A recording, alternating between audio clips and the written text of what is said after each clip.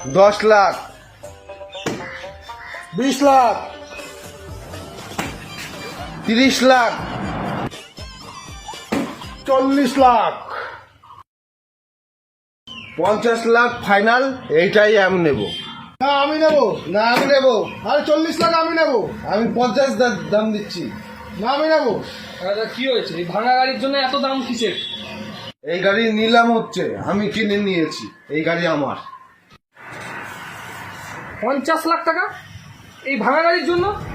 এই গাড়ির বিশেষত্ব কি? আর দাদা বলবেন না, এই গাড়ি যে নিয়ে যায় কিনে তার বউর সাথে তার ডিভোর্স হয়ে যায়। কি বলেন দাদা? সে কি 1 কোটি দেবো? এই গাড়ি আমার 1 কোটি।